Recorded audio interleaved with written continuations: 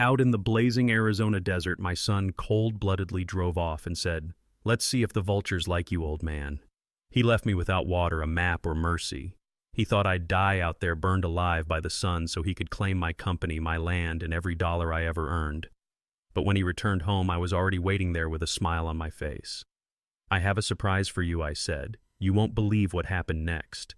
Don't forget to subscribe to the channel and comment where you're watching from."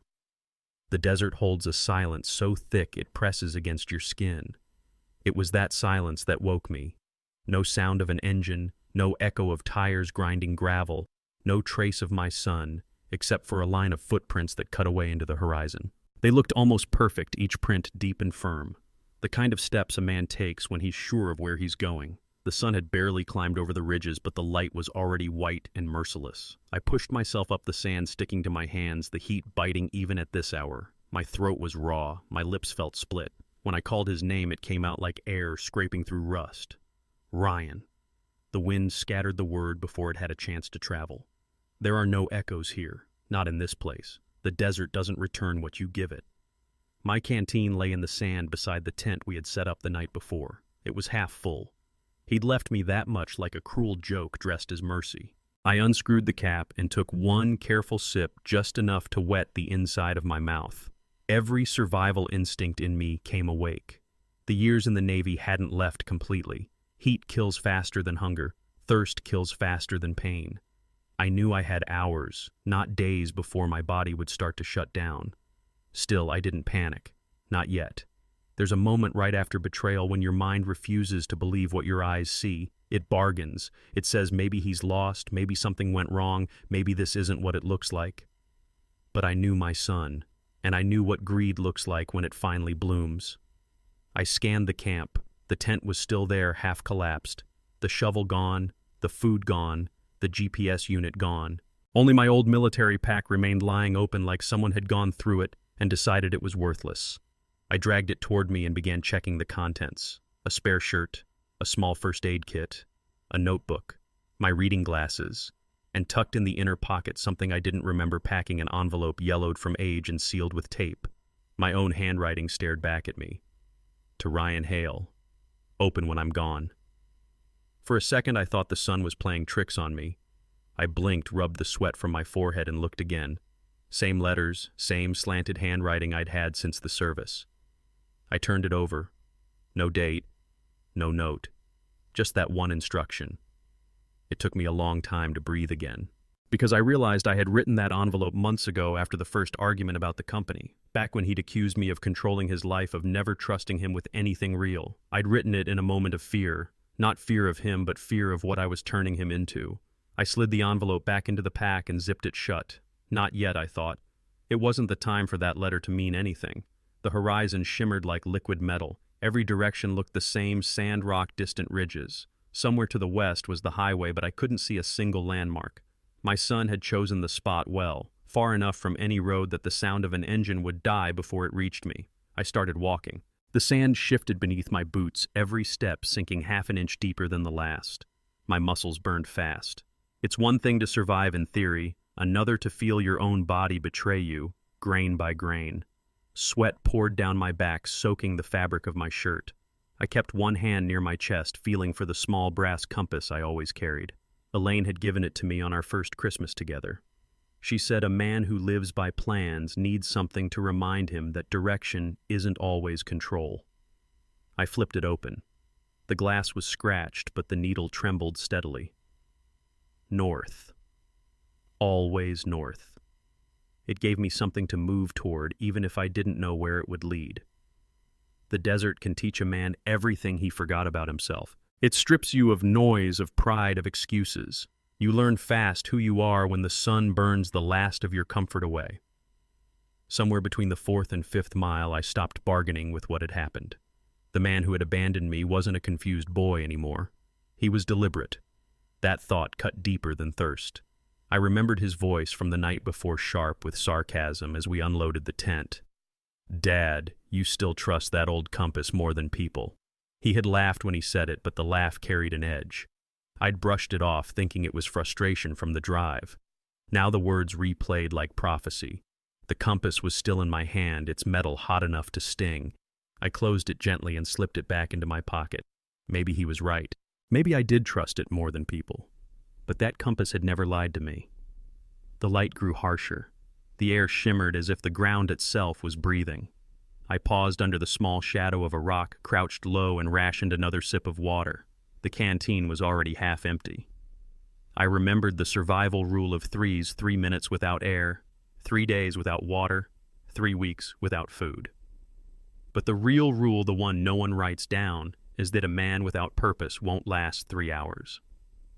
I needed a reason beyond survival. I found it in anger, not the wild kind, but the kind that cools and sharpens like glass. Anger at myself for missing the signs. Anger at the way I'd excused every selfish act as growing pains. Anger that I'd raised him to think love was something measured in bank accounts. The sand shifted behind me, whispering like footsteps. I turned fast, heart pounding. Nothing but wind.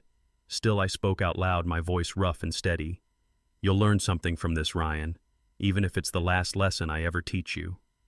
That was the first time I said his name without hope attached to it. By noon, the horizon blurred completely. My head felt light, my heartbeat loud in my ears. I stopped again, crouching low to steady my breathing. The desert plays tricks when it's ready to break you. Every shimmer becomes a pond. Every shadow becomes rescue. That's when you start losing judgment. You start seeing ghosts. I thought of Elaine. How she used to say, "Don't try to fix everything, Richard. Some things only fix themselves when you stop touching them." She'd said it after our last fight about Ryan's future. She wanted him to struggle a little to earn something with his own hands. I disagreed. I wanted to protect him from every bruise life could give. Now I understand the irony. Protection can be another word for ruin. The wind picked up, carrying fine dust that stung my face. I tied the shirt around my head, leaving only a slit to see. The sun was directly above now, and even the rocks threw short shadows. I pressed on, counting steps, using the compass to keep a straight line. 1,000 steps, then rest. That rhythm saved me from thinking too much. I began to notice small details: the whitened bones of a jackrabbit, a lone cactus blooming stubbornly against the odds, the distant circling of vultures. The desert was full of life, just not the kind you notice until you're close to death. Each thing survives in its own brutal way. Maybe that's what life was supposed to be: less about comfort, more about endurance. By mid-afternoon, my lips were cracked, my legs trembling. I could feel the first haze of dehydration setting in. Every few minutes I'd stop and press the compass to my chest, as if that steady needle could slow my pulse. Its weight reminded me that direction still existed, even when mercy didn't. Something is cleansing about pain when it has purpose.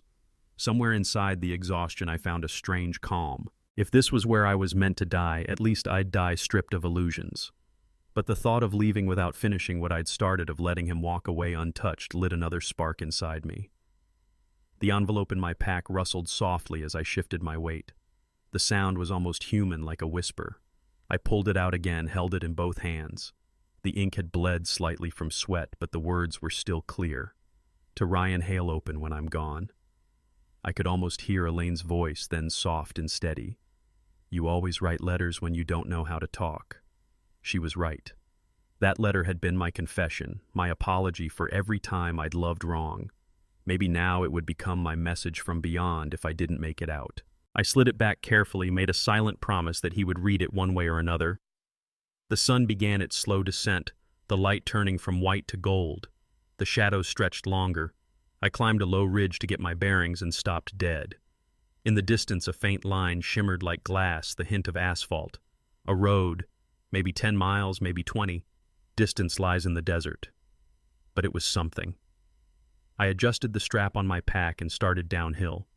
My knees felt like sand, themselves brittle and ready to crumble. The compass needle quivered in my palm, catching the dying light. For the first time that day, I smiled. Not because I was safe, but because I realized something. The desert doesn't echo, but it reflects. Every choice I'd made, every word I'd said to Ryan was reflected at me now through his actions. I'd built him piece by piece out of protection and pride. And now I was walking through the ruins of my own design. When darkness finally fell, I found a patch of cooler sand behind a rock and sat down. The stars came fast, bright, and indifferent. I tilted my head back and let the quiet fill me. Somewhere above, satellites blinked like distant promises. I could almost imagine Elaine among them, watching patient as ever. You can't undo 20 years of fatherhood in one day, I thought. But you can learn what it was worth. I closed my eyes for a moment, feeling the pulse in my wrist slow.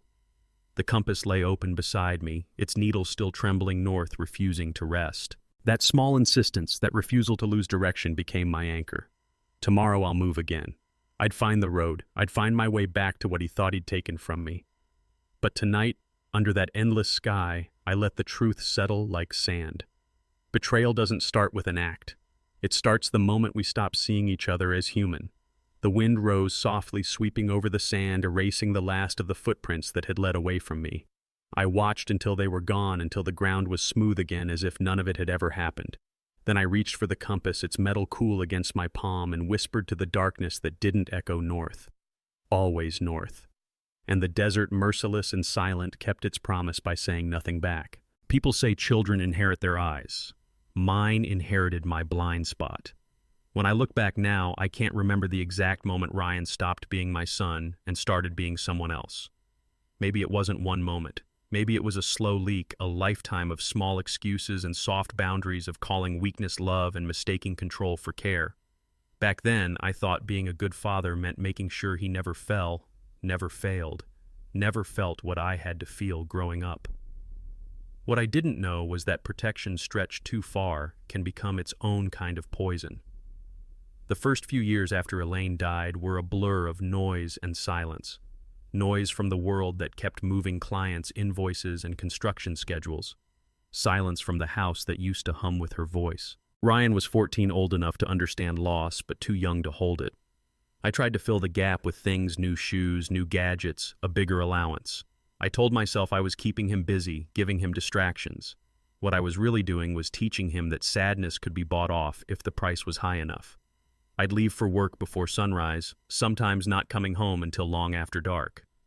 There were weeks when the only time we spoke was over the sound of a microwave reheating leftovers. He'd be glued to a screen, headphones around his neck, and I'd stand there pretending that being in the same room counted as being a family. Elaine's photograph sat on the mantel the way an unhealed wound sits in the mind, too visible to forget, too sacred to touch. In it, she's laughing, one arm around Ryan at his 10th birthday, sunlight bouncing off her hair. I used to stop there every night before bed, straighten the frame, and whisper goodnight. The glass had a crack in the upper corner, catching the light just enough to make it look like her smile was about to fade. For years, I tried to hide my grief behind the steady rhythm of work. The company was small back then, just a few good men who trusted me to lead. Building things felt honest. You could see the results of effort: walls standing, roofs holding. But people aren't structures. You can't just pour concrete into the cracks and call it repaired. Ryan started high school with a swagger I didn't recognize. He made friends fast, spent money faster. When I tried to talk about responsibility, he'd roll his eyes and say, "You work too much to understand what real life is, Dad." I laughed it off the first time, but the words stuck. Real life, as if mine wasn't. One Saturday, I took him to the job site. I wanted to show him what honest labor looked like. The smell of sawdust, the thrum of machines, the satisfaction of creation. He lasted an hour before getting bored. "You think hard work is a virtue, Dad," he said, kicking a pile of wood chips with his boot. "It's just fear in disguise. You work because you're afraid to stop and feel something." He was 15. He said it like a joke, but I remember the sting, because part of it was true. Years passed in that strange rhythm, me building, him drifting. I sent him to private school, then to college in California. Every tuition bill felt like proof that I was doing something right. When he called, it was always quick. "Need another 1,000, Dad? The rent's higher than I thought." My answer was always yes. It's funny how a single word can feel both generous and guilty. When he graduated, he came back different, sharper. He carried himself like someone who'd learned to hide behind confidence. He'd talk about markets and technology and the future, all in words that made me feel slow. I wanted to be proud, but beneath the pride was an unease I couldn't name. One night I walked into the kitchen and found him sitting at the counter, laptop, open charts flickering on the screen. He was transferring money from a company account. The numbers didn't make sense at first, too large, too fast. I stood there quietly watching his fingers fly over the keyboard. When he finally noticed me, he didn't flinch. He just smiled. "Relax, Dad. It's called crypto. Everyone's doing it." That was the first time I saw in him something I didn't recognize: entitlement dressed as innovation. I asked whose account he was using. "Ours," he said. "Ours, the company's account." He shrugged. "It's all family money, right?" My jaw tightened. "Do you even know what that money's for? Payroll? Materials? Taxes? Real people depend on that." He looked up unfazed. "You told me once that risk builds character. I'm just building mine." There was no shame in his tone, only logic. Cold, perfect logic. I wanted to shout, to pull the laptop from his hands, but the exhaustion in me won. I turned away and said quietly, "You don't gamble with what you haven't earned." He laughed, closing the screen. "Then maybe you should have let me earn something." That line followed me for days, maybe weeks. I checked the accounts the next morning, and he had drained close to $20,000. When I confronted him later, he promised he'd fix it, that he had a plan. I didn't tell him I'd already covered the loss myself. I paid the debt quietly, buried it in the books, because I couldn't stand the idea of him being branded a thief. Fathers lie to themselves first, then to the world. The following weekend, I stood in front of Elaine's photograph again. The afternoon light came through the window, hitting the cracked glass so it looked like her smile was bending. I whispered, "I'm handling it." But the room felt heavy with disapproval. Maybe because deep down I knew I wasn't handling it. I was enabling it.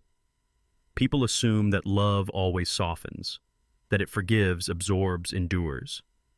The truth is, love without discipline becomes indulgence. It's like overwatering a plant until the roots rot from kindness. I thought I was protecting him from failure. I was really protecting myself from guilt. A few months later, he was asked to join the company full-time. He said he wanted to learn the business from the ground up. I told him yes before he finished the sentence. It felt like redemption, like maybe he was finally ready to grow. I gave him an office, a company car, and a credit card for expenses. Watching him walk into the building wearing his first tailored suit was one of the proudest and most terrifying moments of my life. For a while it was good. He was charming with clients, clever with deals. The team liked him. I began to believe that maybe all the years of tension were behind us. Then came the little signs. A vendor is calling about unpaid invoices that had already been settled. Company dinners were charged twice on different cards. I told myself it was just mistakes, growing pains. One afternoon, my accountant Mark knocked on my office door. He hesitated before speaking.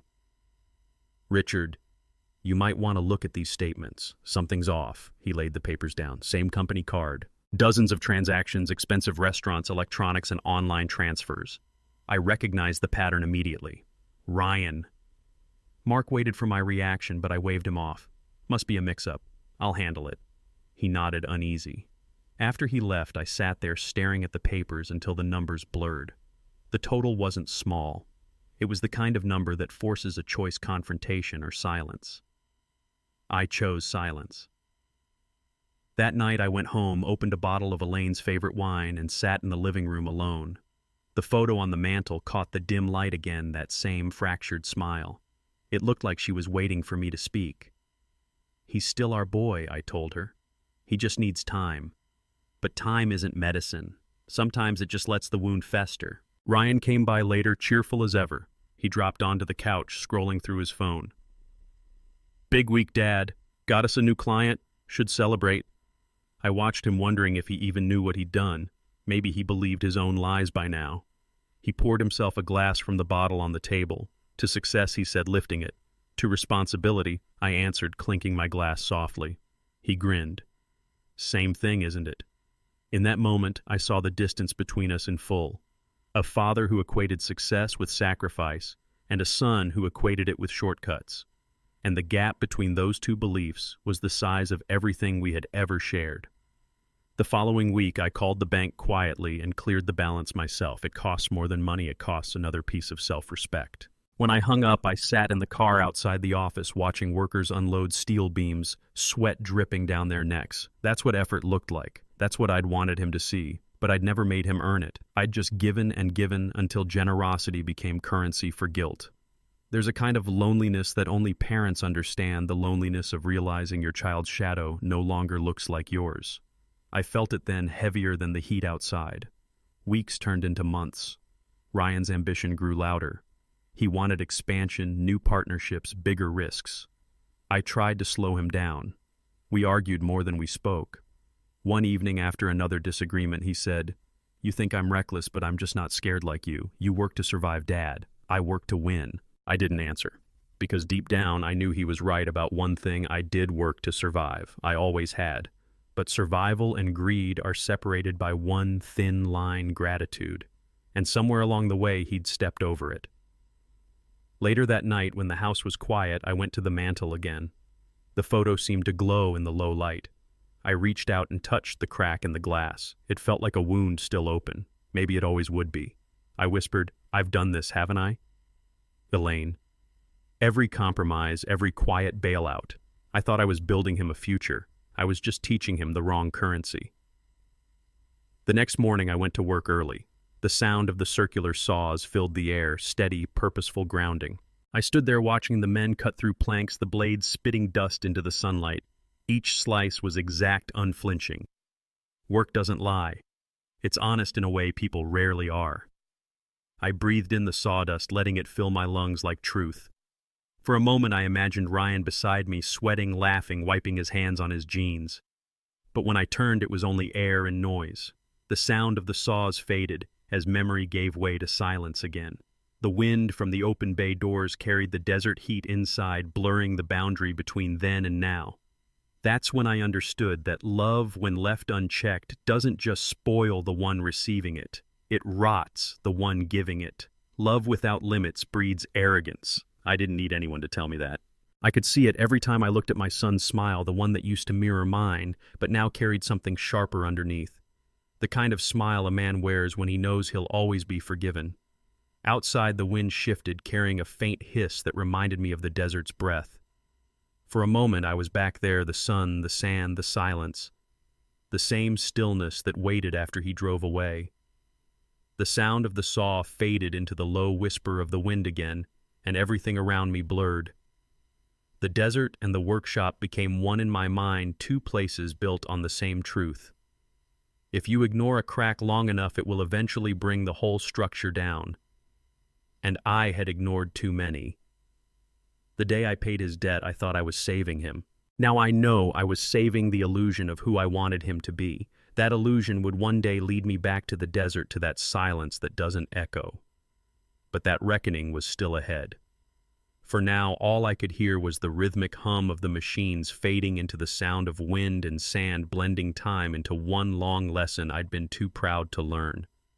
You can give a son everything, but if you never let him lose, you steal from him the very thing that makes him human. And that kind of theft always comes home eventually. The saw's whine softened into memory, and the wind took its place, whispering through the edges of my thoughts like it had been waiting there all along. I closed my eyes and listened, letting it say what I'd refused to hear for years. Some debts are paid with money, others with silence. I had paid both, and the balance was still due. He wanted my company while I was still breathing. That was his first mistake. It started on a Thursday morning, the kind that looks ordinary until it isn't. The smell of fresh coffee, the distant hum of drills from the construction site. I was reviewing invoices when Ryan walked in without knocking. He didn't greet me, didn't sit down, just stood there in his tailored jacket like a man about to deliver a verdict. "You've built an empire, Dad. Time to let the next generation rule." He said it so easily, as if it were a compliment. The folder in his hand was thick, fresh off a printer, and the logo of my company shone faintly under the fluorescent light. For a moment I thought it was a proposal, but when he laid it on my desk and slid it toward me, I saw the title: Transfer of Ownership, Hale Industrial Group. Empires don't fall when rulers age son. They fall when heirs stop earning them. He smiled thin and practiced. "You sound like a history book. The world moves faster now. Investors want confidence, not sentiment." His words hit harder than they should have. Maybe because I heard something familiar in them, my own tone from years ago when I was young and thought success was just a louder version of hunger. I looked at him, this man who had my eyes but not my patience. and realized he wasn't asking for the throne. He was declaring it vacant. The air between us went still. I told him to sit down, and he didn't. I told him to slow down, and he laughed. "You think hard work is a virtue, Dad? It's just fear in disguise." For a second, the room went hot. His words were the kind that travel back in time and burn every good memory on their way. Fear. That's what he thought of the life I'd built. Not effort, not endurance, just fear. He opened the folder, pointing to the lines I was supposed to sign. A clean transition, he called it. A strategic succession. My name is already printed under former CEO. He had even written the press release. After decades of service, Richard Hale steps down to let innovation lead the future. It read like an obituary written by a stranger.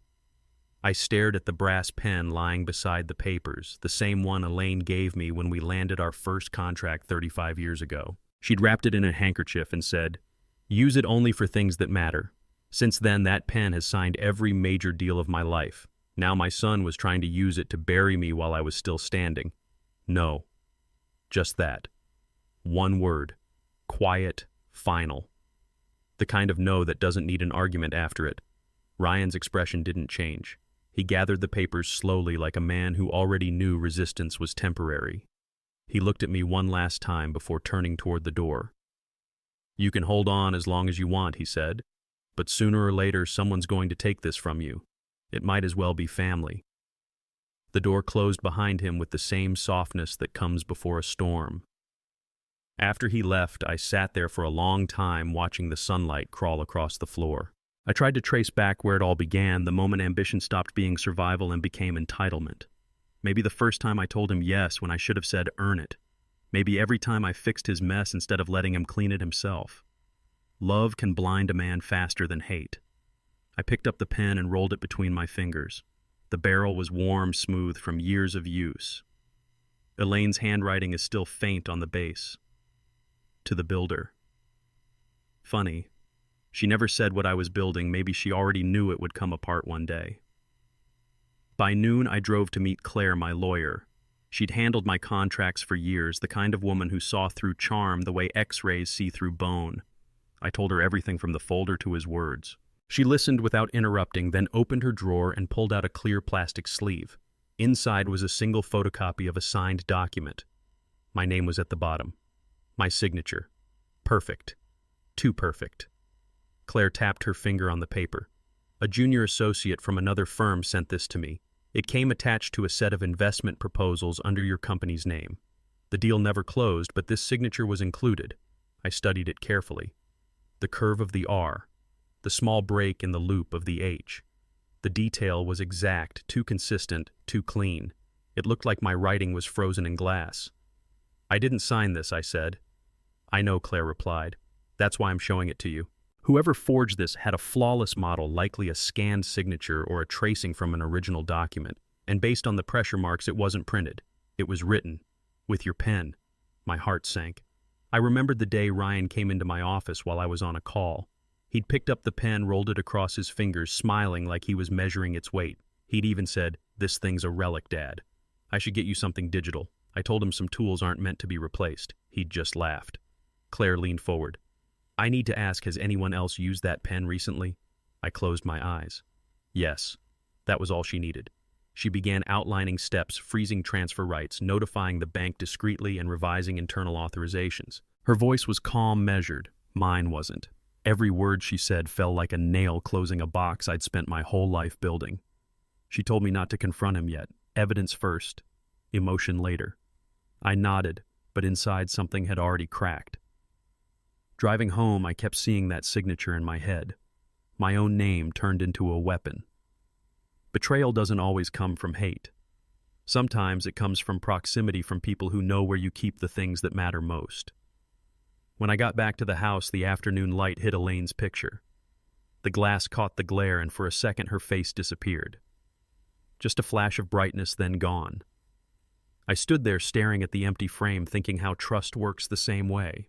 You never know it's gone until the light shifts. I sat down, took out the pen again, and let it rest in my hand. The same pen that had signed my first success now carried the ghost of my son's fraud. It was a strange kind of theft, not of money, not even of property, but of identity. He'd taken my signature, the shape of my word, and used it against me. The house was quiet, too quiet, the kind of quiet that doesn't comfort. I poured a glass of water and let the thoughts settle. You teach people how to treat you by what you allow. For years I'd allowed too much. Ryan learned that from me. That night I barely slept. The mind replays betrayal like a stuck record, slower each time, just to make sure you hear every word that cut you. Around 3 a.m, I got up and went to my office at home. The pen was still there, the brass catching the faint light from the street. I picked it up, turned it in my hand, and for the first time, it didn't feel like mine. I wrote a single line on a piece of paper, not for anyone else, just for me. Those who inherit power without effort will try to steal it before it's earned. It wasn't anger anymore. It was clarity. I'd built something from nothing. He'd tried to take it from everything. And the difference between us wasn't blood, it was patience. The next morning I met Claire again. We drafted a temporary transfer of authority into a protected trust under her control. She said it would shield the company until we verified everything. I signed it with a simple black pen, cheap, disposable, no history attached. When the ink dried, I looked up at her. "It feels like an ending," I said. "No," Claire replied. "It's the first boundary you've set in 20 years. Endings only happen when you stop drawing lines." Back at the office, Ryan's car was already in the lot. He greeted me with that effortless charm like nothing had happened. He asked if I'd looked at his proposal again. I told him there'd be an audit. He smiled thinly, said, "Do whatever helps you sleep, old man." When he left, I sat at my desk, turned the pen over once more, and let it slip from my fingers. The sound it made hitting the wood was small, metallic, final. That sound stayed with me, sharp, echoing longer than it should have. The sound of faith falling.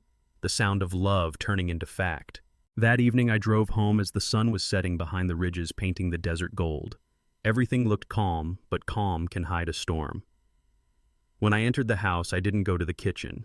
I went straight to the study, opened my safe, and took out the envelope marked estate planning. I called Claire and told her I wanted to revise the will. She didn't ask why. She already knew. When she arrived later that night, we spread the papers across the dining table. My hand shook once, only once, before I steadied it. I signed the new documents with the same disposable pen, not the brass one. The ink bled slightly into the paper, imperfect but real. When it was done, I leaned back and exhaled. There was no victory in it. Just relief, the kind that comes from knowing where you stand, even if it's alone. I locked the papers in the safe, turned the dial, and listened for the final click. It sounded like a door closing, not out of spite, but out of survival. Later, I stood again before Elaine's picture. Her smile caught the last flicker of daylight, soft and familiar. I whispered in my head, "We raised a son who forgot what it meant to earn. But I'll remind him, even if the lesson comes too late." Outside, the wind carried the dry scent of sand through the cracked window. I thought of the desert, how it keeps nothing that doesn't fight to stay. The desert doesn't echo. It only reflects. And that night, its silence reflected me, a man still breathing, still standing, and finally drawing the line that should have been drawn years ago. He called it a trip to heal. I heard it as an ambush disguised as affection. The morning started like any other. The sun worked through the blinds. The kettle clicked off. I stood at the kitchen counter with my hands around a warm mug and tried to believe in ordinary things. Then my phone buzzed on the table. His name lit the screen. Ryan. For a second I let it ring. Hope is a stubborn animal. It does not recognize fences until it collides with them. I answered. His voice came easily and brightly. "Dad, I was thinking we should get away for a few days. Just you and me. It has been tense. I do not want us to be like this. I say we do one last trip together, no business talk. I promise." I carried the phone to the window and watched the street. A neighbor backed out of his driveway with that soft crunch of gravel I have heard every weekday for 15 years. The normalcy of it worked on me like a drug. I wanted to say yes without caution. I wanted to be just a father saying yes to his son. Ryan kept talking. "We could do the desert. You always said it clears the head. Sunrise, long walks, simple food." He laughed gently. "I remember that old compass of yours. Bring it for luck. Promises are easiest spoken before the silence of the desert. That is what I said, but I said it softer than I meant to." He said he deserved that joke. He said he meant it. He said, let us leave tomorrow. He already had a plan. He had a route. He had a campsite. He had everything set. That was when something in me sat up and looked harder. Tomorrow. The hurry in his voice did not sound like enthusiasm. It sounded like a door closing and a hand still on the handle. He suggested we keep it simple. No need to tell the office. No need to tell Claire. Just a quiet reset. Just time. He asked me to meet him at the airport by noon. Phoenix to Tucson. He said the flight times like he had practiced them. He sounded proud of his competence. He sounded like a child showing a perfect report card that he had not written. After we ended the call, I stood still with the phone in my hand. The email chime came through almost at once. Claire. 3 words in the subject line that were both mercy and warning. Trust documents officially secured. I read the body twice. The bank had rerouted authority. Limits were in place. The audit window is active. She would call later with the next steps. I sat down and let my breath even out. 2 instruments now played the same note inside me. My son with a sudden vacation. My lawyer with a sealed perimeter. The timing was not a coincidence. Timing is language. It tells you what people do not say aloud. I walked to the mantel. Elaine smiled at me through the cracked glass that always caught the light at the wrong angle. I spoke to her without sound. I told her what he had asked. I told her what Claire had done. I told her how hope kept pressing its forehead against the same door. She smiled back with the patience of a woman who knew a man would only learn when he is finished performing strength. I went to my desk and opened the drawer. The old compass lay where I had left it, brass dulled by years of pockets and sweat. I flipped the lid. The needle did not settle. It spun and trembled as if the house were moving. I tapped the case. The needle quivered and wandered. For a moment it refused north. I watched it until it steadied and saw the metaphor before I admitted it. When the hand that holds you shakes, even truth needs time to find itself. I packed light. 1 change of clothes, a small first aid kit, a pocket knife that had cut more twine than danger. I slid the envelope back into the lining of my bag, the one addressed to Ryan, open when I am gone. I did not plan to be gone, yet I kept it close. Insurance is an admission of reality, not surrender. At the office, I told Mark I would be away for a day or 2 and not to release anything outside the existing schedule. He nodded and studied my face with the knowledge that comes from years of watching a man walk in the same boots. He asked if everything was all right. I said I would know soon. He said the company would remain steady. He meant we have your back even if your heart is not ready for what your head already knows. I sent Claire a short note. Brief trip with Ryan. Back soon. She replied faster than I expected. Heard from the bank. All controls are holding. Call me if anything shifts. Then a final line. Remember, you are not obligated to step into any room where you lose yourself. I drove to the airport with the compass in my pocket like a small heartbeat.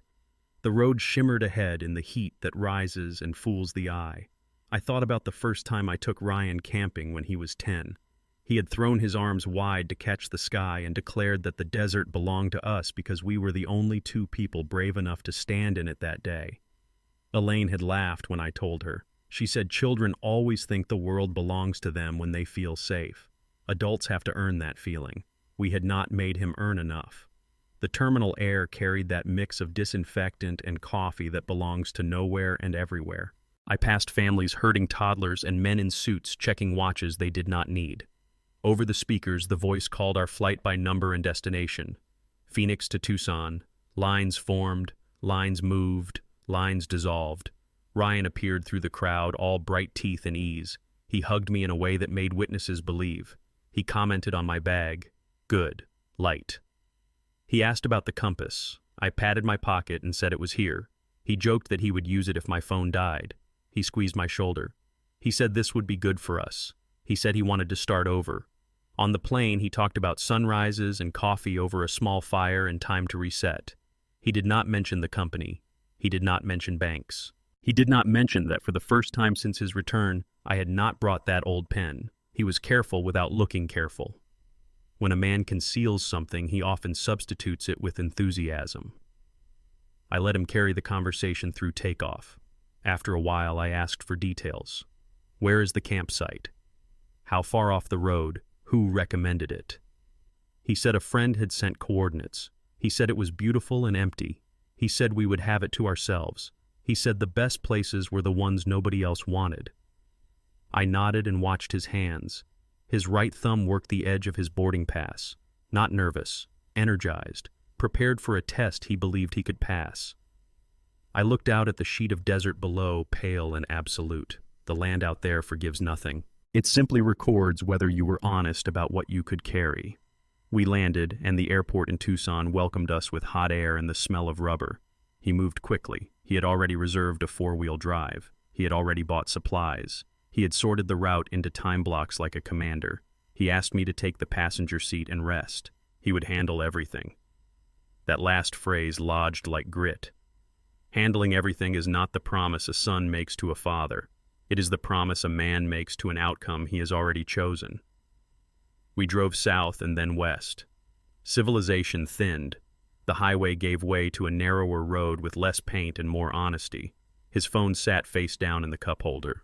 When it buzzed, he kept his eyes on the asphalt and told me not to worry. Just a friend checking on our trip. His jaw tightened on the word friend. I decided to spare my questions. You can strip a liar with interrogation or with silence. Silence often works better. It lets him undress himself. At a small gas station, he insisted on filling the tank and paying for a bag of jerky and water. He handed me a bottle and smiled. The gesture was almost sweet. I took a sip and noted the weight of the plastic. Full, cold, real. He had calculated that much. Keep the story plausible. Provide a prop. Leave a trace of care. I stepped outside to stretch. The wind pushed grit across the lot in skittering lines. I took out the compass and flipped the lid. The needle spun, then found north, then slipped again as the truck door slammed. Ryan stood a few feet away. He said he used to love it when I opened that thing for him as a kid. He said it made him feel safe. He said the needle always knew. I told him needles do not know. They simply obey what is true. He looked at me and then looked away as if the sentence had outed him. We turned onto a dirt track that would not exist on any rental agreement. The truck rocked and settled. The sky opened and swallowed what was left of the city behind us. There is a moment when the desert stops being scenery and becomes jurisdiction. That is the line we crossed. I felt it in my bones, and in the way the compass went light in my palm. We reached a clearing as the sun started its slow descent. Ryan pulled off and killed the engine. He stood with his hands on his hips like a man who has completed a plan. He did not take in the horizon or the way the light made even the rocks look kind. He watched me. Let us do one last trip together, Dad. No business talk, I promise. That is what he said again, and this time the word promise carried the tremor of rehearsal. I looked at the ground. Tire tracks cut away from the road at sharp angles that suggested practice. He had been here before. The knowledge was not a surprise. It was the confirmation that turned suspicion into structure. A lie becomes a wall once you see the studs inside it. We built the tent together in the kind of silence that has too many words trapped inside. He asked if I remembered when he caught a scorpion in a cup and how I made him let it go because the desert was not a place for trophies. I said I remembered. He said he had not understood back then. He said he understood now. I thought he was trying for nostalgia. In truth, he was trying to arrange the furniture in my heart before he robbed the house. Dusk came down in a slow fold. We ate a simple meal. He told a story about a client who loved his energy. He left out the details where energy had been used as a substitute for experience. I felt a strange calm settle on me. Calm does not mean trust. It means readiness. I listened for ants in the dry brush, for owls waking for a man's breathing beside his father and whether it stayed level. I excused myself and walked a short distance from the camp. The compass needle trembled like a small animal. My phone vibrated. Claire again. A single line. Bank confirms attempted vendor addition declined. You were right to wait. My heart settled into a slower rhythm. The shape of the day made sense in 3 dimensions now. The invitation, the hurry, the control he believed he still had. I put the phone away and stood facing the dark that had risen around us. The desert teaches the same lesson every night. Do not mistake quiet for peace. Sometimes quiet is only a room where consequences gather before entering. When I returned to the fire, Ryan was poking it with a stick like a boy who wanted sparks to answer questions. He said he was glad we were doing this. He said the company would feel different soon. He said he could feel it. I said the company would feel exactly like what we built or exactly like what we broke. He smiled lightly and said I always made things sound heavier than they needed to be. I looked at him and said, "Weight is not a metaphor when men are under the beam." He said we should take the first watch in turns. He wanted the night. He liked the stars. I nodded. The decision made itself for him, and he pretended it was a gift. I lay in the tent and listened to his footsteps move away and then stop. I listened to nothing. The kind of nothing that is not an absence. The kind that is preparation. I closed my eyes and kept my mind straight as a line on a blueprint. The hand that shakes ruins everything it holds. At first light, he woke me with a hand on my shoulder that was both gentle and impatient. He said the weather looked perfect for a long walk. He said we should explore. He said this was our chance to reset. I looked up into a sky so blue it hurt. I watched a hawk tilt and wheel like a truth looking for a place to land. We broke camp. We loaded the truck. He told me he had forgotten something and walked back to the tent alone. I heard fabric snap and stop. Then I heard nothing. He came back with his eyes clear and his movements precise. He started the engine. He let it idle. He looked at me, and all his kindness drained like water from a cracked cup. He rested his hand on the gear shift and smiled in a way that had no warmth. Hope can be the cruelest weapon when held by the wrong hands.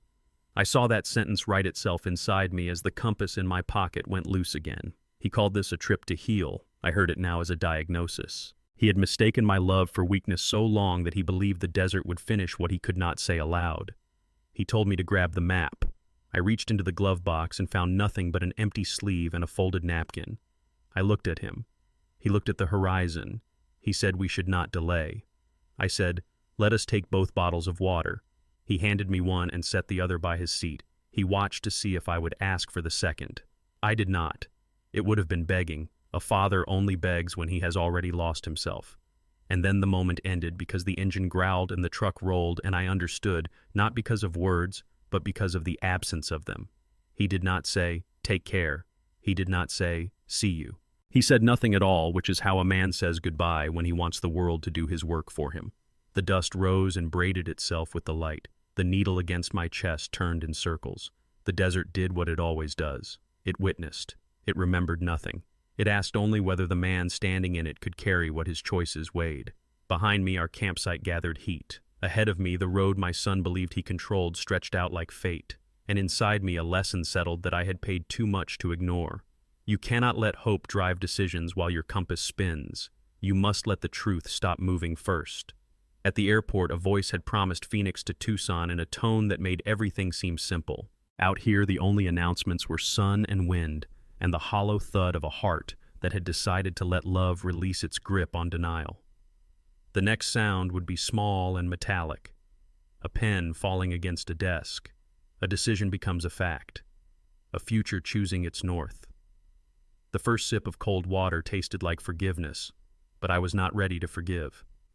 I held the paper cup with both hands the way a prayer holds air. Ice knocked softly against the sides. The water smelled like metal and minerals and refrigerators. I let it sit on my tongue before I swallowed as if my mouth needed proof that mercy could be this simple. The chill ran down my throat and spread into my chest like something unclenching. For a long breath, I let myself feel only that. We were in the cab of a sun-bleached pickup pulled off on the shoulder where the county road started pretending it was a highway. The dash was clean in the way old things get clean after they have been used for their purpose for years. The man who had stopped introduced himself as Frank Lowe. He had hands like fence posts and eyes that took in a lot without saying so. His wife Miriam sat in the middle with a thermos and a bag that turned out to be half pharmacy and half pantry. She pressed the ice against my wrist and told me to breathe through my nose. Her voice had the kind of calm that does not ask for permission. I obeyed. The second sip was slower. I watched the cup tip and watched the light come through it. The ice threw a faint blue onto my palms. For a moment, I wanted to believe that color alone could lead a man out. Water is not a miracle. It is a tool. Still, when you have been without it, it looks like hope. Frank asked if I could speak and still keep breathing. I nodded. He asked what had happened in the plain way a man asks for the weather. No urgency in the tone, only respect for facts. I told him I had been left out there. He did not react with noise. He glanced at the road the way a man checks a horizon for a storm that the sky is still hiding. Miriam tucked a towel behind my neck to keep the seat from soaking and told me to take a third sip whether I wanted it or not. We drove. The tires made a sound like a long exhale. A mile passed, then two. The miles stopped, meaning anything except relief, measured at 55. When my breath stopped acting like it had been insulted, I told them my name. Richard Hale. I watched their faces change by a fraction. Frank's hands tightened on the wheel. Miriam's eyes moved to Frank, then back to me. "You sure you are, Richard Hale?" Frank said after a pause that was not about doubt. I said I was. He said they said you died 2 days ago. "Not yet," I said, "but someone is eager to make it official." Silence settled in the truck, not empty, not stunned, more like a room where everyone does quick math in their heads. Frank nodded once, like a man filing a piece of data where he keeps the important ones. Miriam reached into the bag and pulled out a small packet of crackers. "Eat 2 now," she said. "Then wait. Your stomach needs the slow truth." We turned off onto a smaller road that remembered better days. The truck crossed a cattle guard, and the sound under the tires was sharp and honest. Out past a line of mesquite, we came to a low pad house with a porch that had seen 1,000 sunsets. 2 chairs out front. A flag faded to memory. The yard was gravel that had been raked with discipline. Frank said this was home. Miriam said the coldest water would be inside. Frank helped me out of the truck with the quiet efficiency of a man who had lifted things heavier than this moment. I wanted to resist help. Pride is a bad paramedic. I let him take my weight for 3 steps.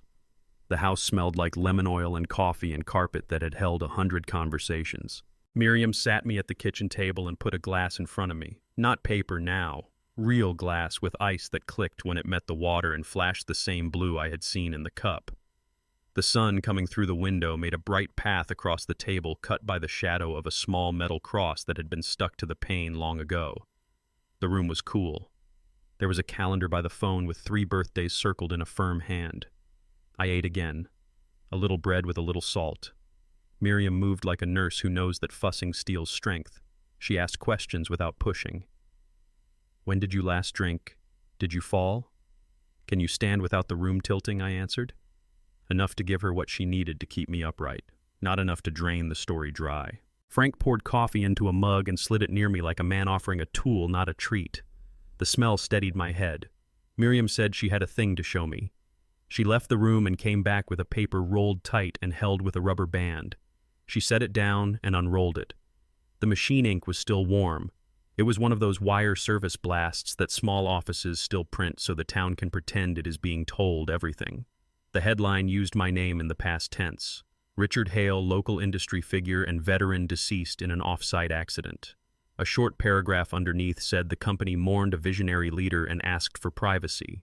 Frank said it had come through at the senior center first, then the post office, then the feed store. The date stamp was from that morning. He had not believed it since his eyes had seen me, but seeing a man is not the same as unseeing a lie about him. He waited for my face to settle before he said anything else. I touched the paper with a fingertip the way you touch a photograph of someone you used to know. My thumb picked up a little ink. I thought of the tracker sewn into my jacket and the way my son's hand had brushed my shoulder when he had said we should go for one last trip. My chest went tight and I let it loosen again. "Someone is eager to make it official," I said again, and the repetition did not make it less true. Frank asked if I wanted to call the sheriff. I said yes, soon, but not yet. First, my lawyer. This was larger than the weather. It was a map. If I drew the first line wrong, I would spend months erasing. Frank nodded. He set the phone in front of me and stepped back as if to say the room would give me privacy without having to leave. Miriam sat across from me and folded the paper as neatly as a folded flag. I dialed Claire. She answered on the first ring with the kind of hello that tells you she is already moving in the direction of the problem. I told her where I was and what I had in my hand. I told her about the water that had brought me back enough to make a call. I told her about the couple who had stopped and whose names felt like a debt I would find a way to pay. Her voice lowered into the register she used when evidence started naming itself. She asked me to take pictures of the paper with the time on the kitchen wall and the frame. She asked me to check my jacket again without removing anything from where it was. I told her about the tracker and that I had left it in the seam. She told me to do the patient thing, keep it there. Do not confront anyone yet. We would document custody. We would get a licensed tech to remove it with a witness present. She said that the tracker would move from a betrayal to proof if we treated it like a live wire. I said I could hear a fax machine in the next room. She said, good, that meant distribution was real and not a rumor, and then she asked if I could put the phone down for a second and let her listen. I set it on the table and opened the kitchen door to the small office off the hall. The noise was like a zipper peeling paper from the air. A receipt was printed and slid into a tray. Miriam's cat padded past my foot and gave me a look that made it clear I was not the most interesting thing that had entered the house that week. I picked up the phone again. Claire said she wanted that paper too. She said this is how we would do it. She would call the county and ask for an officer to come take a report at the Lowe home. Frank and Miriam would give their statement. I would give mine. We would note the times. We would keep the original alert and copy it. We would also, if I could bear it, call the company front desk from the Lowe's landline and ask for the human resources auto message. If the company had already posted a statement anywhere, that recording would be updated. We could capture it and place the sound on a timeline that a judge could follow without imagination. When she finished laying the path, she paused. Then she asked the question people ask when they see what the plan costs. Are you steady enough to start now? I looked at the glass of water. The blue light had faded as the ice melted, but the glass was still cold. I said I was steady. I was not yet kind. She said steady would do for now. She told me to go slow and to let the quiet be an ally. Noise is the accomplice of panic. Evidence likes rooms where the air moves in straight lines. I told her I understood and that I would call her back when the first officer left. I hung up and told Frank and Miriam what would happen next. Miriam nodded and said they would stay as long as I needed. Frank said the deputy on day shift was a straight man who had learned to keep his ears open and his mouth shut. He went out to the porch and made a call. He did not say hurry. He said we have a situation that needs patience and presence. He said the name Hale. He said yes, the father alive. While we waited, I took small sips, then ate a piece of toast with a little honey. Food at the edge of shock tastes like a story about a farm you once visited. Familiar distance, surprisingly enough. Miriam washed my jacket lining where the seam had pulled when I found the tracker, then stitched it shut again with 3 precise passes, not to hide, to protect the evidence until the right eyes saw it. She told me she had stitched uniforms for years when Frank still wore one. She said thread can tell the truth or make a new lie. She preferred the first job. The deputy came the way the right men arrive, neither casual nor urgent, only present. He set his hat on the table and asked us each to speak once while he listened all the way through. He did not write until we finished. Then he wrote with neat squares that would make sense to his sergeant and to himself when weeks had passed and the sounds of this day had been replaced by others. He photographed the paper alert and the kitchen clock and my hands holding both. He photographed the jacket and the seam and the small bump where the device rested. He did not let me remove it. He called a county tech. The tech came with a small kit that looked like something a careful dentist might use. He cut the seam wider while the deputy's phone filmed the removal from above. The device lay on a piece of clean white card, like a bug that thought itself unnoticed. The tech slipped it into a bag that closed with a chain of numbers that would later speak on a stand. The deputy nodded. He said this was the kind of thing juries understand. He said he was sorry that such things existed, and also glad that we had not tried to fix them alone. We called the company number from the Lowe's phone. The recording carried the careful grief registered for marketing and for law. It said the company mourned and would update services after family decisions. It asked for privacy. Frank looked at me and then at the deputy. The deputy asked me if I wanted the call logged as evidence or comfort. I said both. He pressed a button that captured the tone, and we watched the red light blink until it stopped. When the deputy left, he told me to rest for an hour if I could, then to meet him at the substation to sign the documents and hear the next steps. He told me not to call my son. He told me not to call anyone beyond my lawyer, not secrecy, strategy. Every hand that touches the truth leaves a print. I lay on the lowest couch and let the cool air do what the desert would never do. It soothed. I did not sleep. I let my mind move in straight lines the way Claire had asked. The facts, the call, the device, the statement. Each is a link. Each was stronger when it touched the next. I thought of the glass of water again, the first one, the way the blue had caught the light. Kindness from strangers is proof that evil never wins by majority. It felt like a sentence that had waited a long time to be used.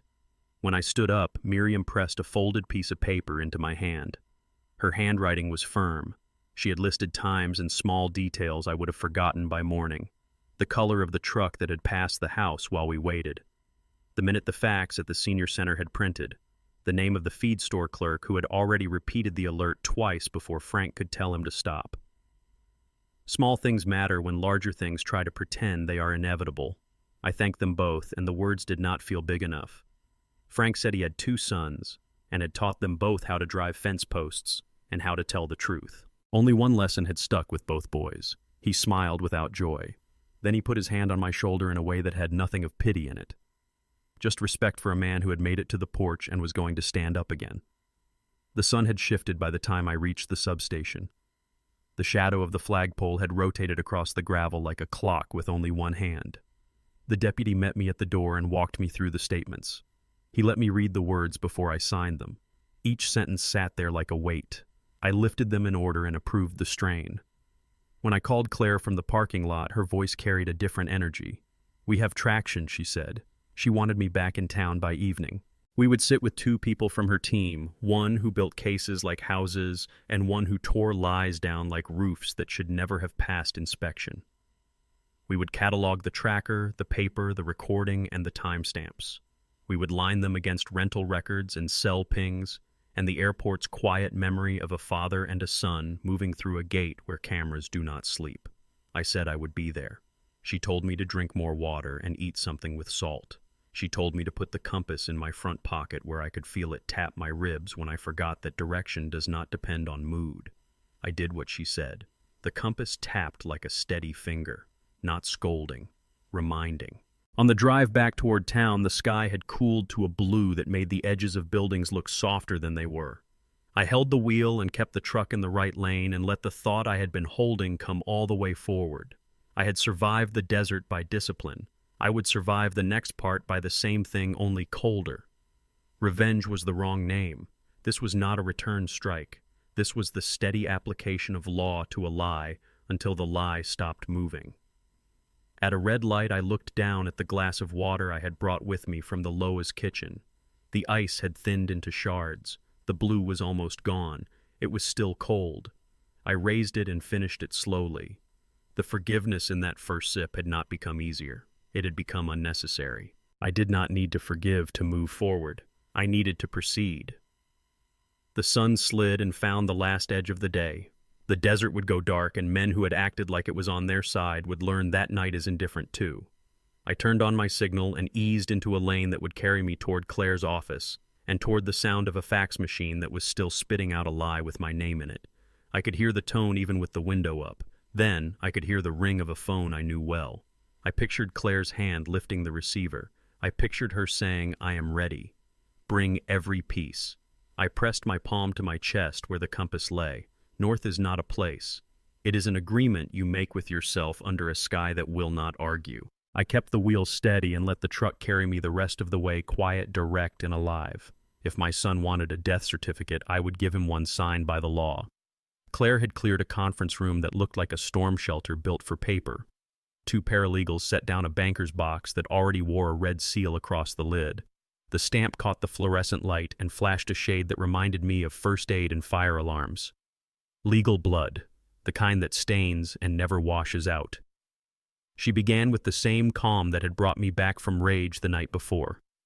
"We have what we need for momentum. Tracker recovered and is in custody. False alert printed and preserved with time reference. Company recording captured. Today we connect the lines and build a road no one can claim they missed."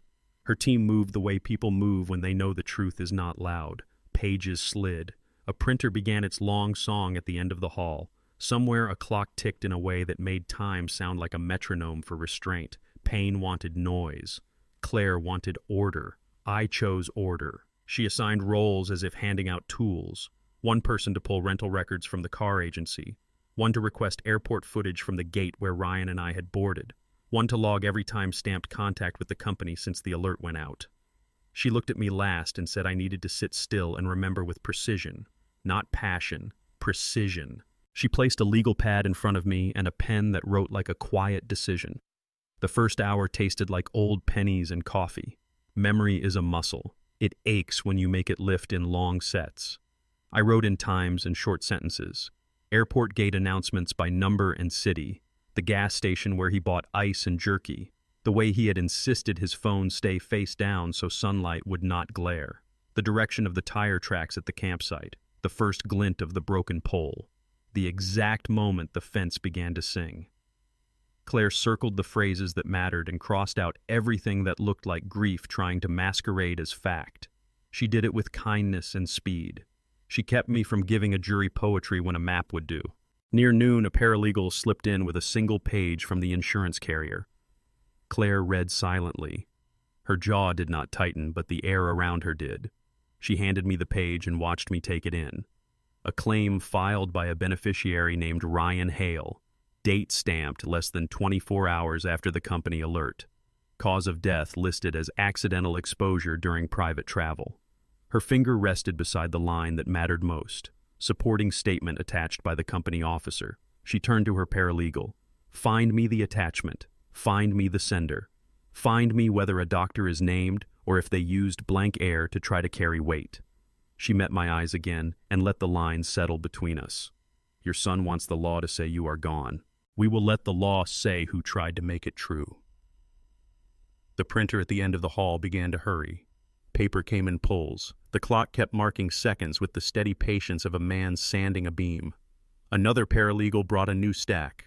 Internal emails from the company intranet, a leadership memo using the same language as the alert, a note to vendors asking for patience during the transition, a reservation confirmation for a memorial event at a downtown hotel 2 nights from now, Ballroom B slide projector requested, catering for 50 confirmed.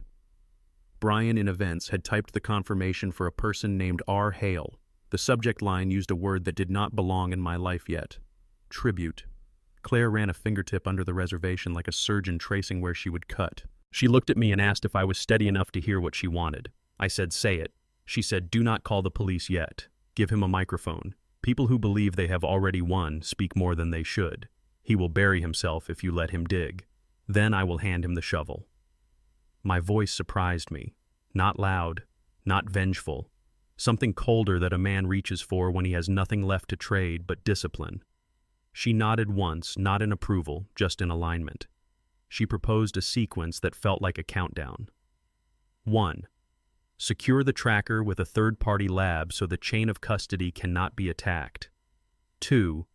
Serve a hold notice on the hotel through a private process server so the venue preserves all emails and camera footage without tipping anyone off. 3. Ask one of her investigators to secure a room adjacent to Ballroom B with an angle on the door and a clear line to the small AV table. 4. Draft a letter to the insurer asking for an immediate freeze of proceeds pending resolution of a question of fraud attaching the record of my call captured from the Lois phone.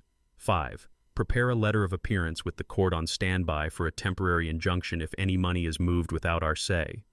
I breathed once and let it out the way a man lets go of a weight he has been carrying in the wrong muscle. Claire tapped the red seal on the banker's box and said, we would build the whole thing in here. Every time we added a piece, the lid would close and the stamp would hold the edges together. She was not talking about cardboard. She was talking about a narrative under oath. The afternoon ran like a convoy. Tasks left the room and came back completed. The rental car agency confirmed a contract in Ryan's name. The time-stamped return had not been logged yet. One of Claire's team noted that returns made after hours are scanned the next morning. She asked them to get the after-hours camera. The airport responded that a request would take a day unless a law enforcement agency asked. She smiled at that and said we would ask through a different door. A former colleague still worked at a desk there. She dialed and spoke briefly in a language made of last names and favors, earned in courtrooms that smelled like old wood. When she hung up, she said we would have the footage by morning. She glanced up at the clock and said, we had just enough day left to do one more thing. We would call a single person inside the company. Not an officer who owed Ryan anything. The receptionist who had been there since we could not afford to pay her what she was worth. She would know which callers sounded false and which sounded like sorrow. Claire put the phone on speaker. The woman answered in the voice that had steadied 100 days for me without ever asking for credit. Claire said she represented me and asked a few precise questions. Had anyone requested access to my office? Had anyone moved the time card drawer? Had anyone gathered personal items for a memorial display? The woman answered yes to the last one. She said a framed photo of Elaine and me had been removed from the mantel in the lobby and wrapped in tissue. She thought it was wrong, but the order had come from Ryan. Her voice thinned when she said his name. She asked quietly if I was all right. I said I was, and thanked her. Claire told her there would be instructions after the event and to do nothing outside her job description until then. I felt something in me rise and sit down at the same time. Grief tried to pull me away from the table toward an old chair in my head where a man goes to remember better days. I let it pass and held the edge of the pad with my fingers. This was not the hour for that chair. The investigator returned with a map of the hotel. He showed us the ballroom doors and the service corridor behind them. He pointed to 2 possible camera positions that would capture arrivals without drawing attention. He had already booked a room. He suggested a second room on a different floor in case the first was compromised by an unexpected renovation or a curious assistant manager. Claire approved both. The red seal flashed again as more papers went into the box. She turned to me and asked how much of me I wanted in the room on the night. I said as much as required and not an ounce more. She said we would do it this way. I would walk in after he had said enough to remove doubt. I would not touch him. I would not raise my voice. I would state a single sentence that would be recorded on 3 devices and witnessed in writing by 4 people. Then I would leave out a different door than the one I came in. She would deliver an evidence package to the district attorney the following morning before 9. She would also deliver a copy to the insurer before 10. At 11, she would file a motion to freeze any company account that had moved since the hour of the alert. At noon, I would be at the bank with my trust papers and the manager who owed me nothing but the policies he had signed. By dusk, there would be no money that could change hands without the court counting it out loud. The printer coughed again. A paralegal hurried in with a new set. Screenshots from a social media page I did not know my son used. He had posted a black and white photo of us from years ago with a caption that made my stomach feel like the desert had found me indoors, saying goodbye to the man who taught me everything about building. A second post appeared under it. Details for a private memorial to celebrate a life well lived. Messages from people I had shaken hands with and believed. Little hearts and little candles in rows. A pastor I had hired to bless a groundbreaking once had typed a tender paragraph that sounded like a template and care in equal measure. Claire did not sigh. She said quietly that this solved 2 problems at once. Invitations were evidence, and the presence of people who thought they were mourning would limit his appetite for caution. He would speak the way men speak when they want the room to see them as the rightful heir. She reminded me to be kind to those guests when the time came. They would be wrong. They would not be malicious. I told her I understood. It is a strange mercy to protect those who did not protect you from pain they did not know they were causing. As the sun fell across the blinds, the room changed temperature from fluorescent to honest. The clock kept ticking. The printer wound down. We sat in the quiet that follows work done properly. Claire slid the banker's box a few inches closer to me. The red seal sat like a wound that had been stitched shut by steady hands. She said one more time that calling the police now would be acceptable but less instructive. If we made the arrest today, he would deny and claim confusion. He would say he filed things out of grief and delegated communication to the wrong person. He would say the paperwork had moved faster than his heart. If we waited 2 nights and let him throw his event, the room would educate the jury before the judge ever spoke. He would place himself where intent could be seen without commentary. The law loves a confession made to a crowd. I looked at the box and then at my hands. There was a steadiness there I had not felt since before the desert. The feeling did not look like joy. It looked like a foundation that had cured overnight and would carry weight. We stood to leave. In the hallway, the printer lights glowed like spent coals. The building AC hummed with the indifference of machines that do not know what they are protecting. Outside, the evening had put a thin gold along the edges of the windows. Claire walked beside me to the elevator and pressed the button with the same finger that had underlined the insurance line that morning. In the garage, I paused and rested my hand on the roof of my truck.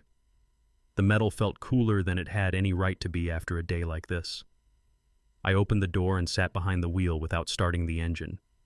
The silence in that concrete room did not feel like the desert. It felt like a held breath just before a choir begins. My phone buzzed.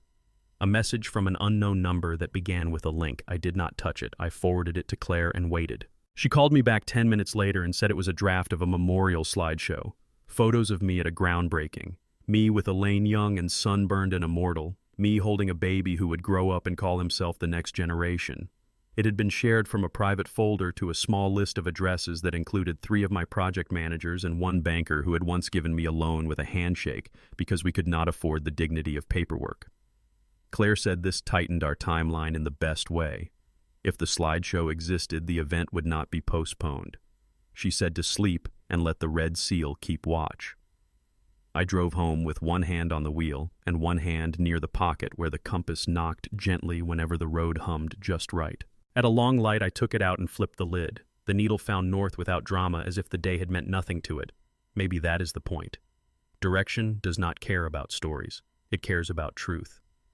I let the thought cool me from the inside. At the house, I stood again in front of Elaine and the cracked glass. I saw both of us at 25, covered in dust and promise. I told her that if our son wanted a death certificate, I would give him one signed by the law. Not to hurt him. To teach a room full of people what a lie costs. She did not answer. She did not need to. The lamp threw a thin halo on the frame, and the crack line caught it and made it look like a small road running through a remembered sky. In the quiet before sleep, I rehearsed what I would say in the ballroom if Claire gave me the signal. Not a speech. 1 sentence that would hold the whole weight without dropping it. The clock in my room matched the pace of my breath. The day thinned out behind me until only the shape of the plan remained. Revenge becomes justice when guided by reason. I did not whisper it into the dark. I let it stand in the room like a level laid against a wall. The bubble settled between its lines and stayed there. Morning would come with printers and stamps, and the slow discipline of men and women who build cases the way I had learned to pour slabs. Level the ground, place the forms, mix the truth to the right consistency. Pour without hurry, let it cure, then test it. If it holds, you build. If it cracks, you do it again. But you do not stop until a structure stands that deserves the weight it will carry. 2 nights, a ballroom, a microphone, a shovel. I closed my eyes and pictured Ryan speaking into a room that thought it knew what grief was. He would be eloquent. He would be smooth. He would be sure. And then the law would write its sentence across the top of his performance in red. Not blood, not rage, only the stamp that says this is where truth fastens to a life and will not let go. They toasted to my memory. I decided to attend. Ballroom B smelled like flowers that had been told to behave, the kind of scent that tries to make grief sound polite.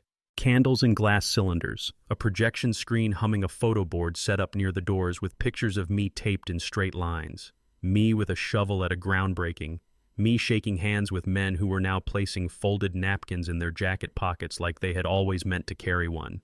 The carpet was white in a way that dared accidents to matter. The hotel staff moved like respectful ghosts. The program said tribute to a builder. My son stood near the microphone with a face he had practiced in mirrors. Claire's investigator sat 2 tables back from the aisle with a camera buttoned into the lapel of his jacket. Another lens peered through a small hole in a decorative screen against the wall. In the service corridor behind the ballroom, a device the size of a matchbox recorded room sound with a patience that had never once raised its voice. I waited in an adjacent conference room with the lights down, the door cracked just enough to catch the rhythm of the event.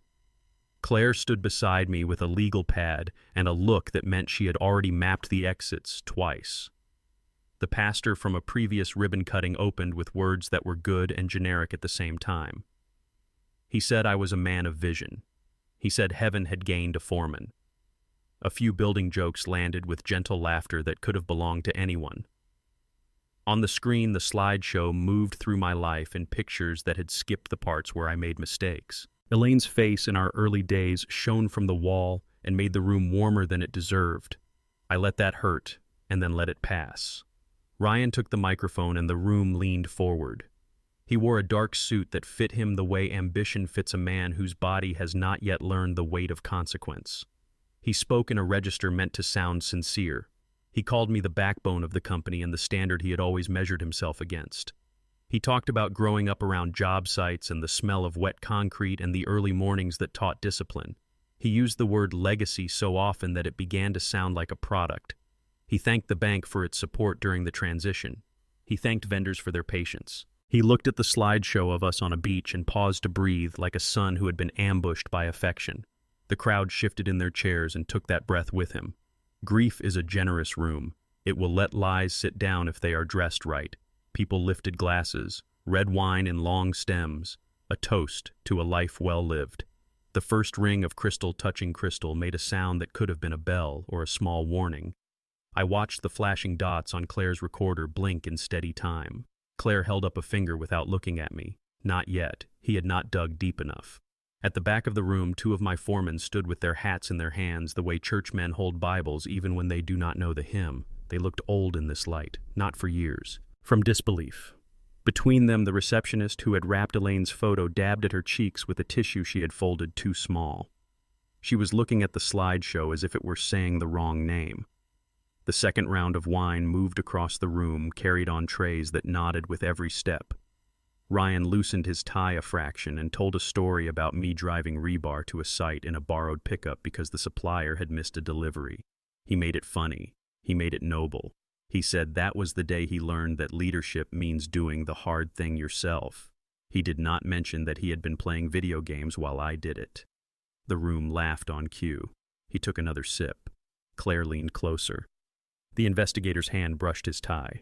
Small signals mean something when everyone else thinks the script is the only script in the room.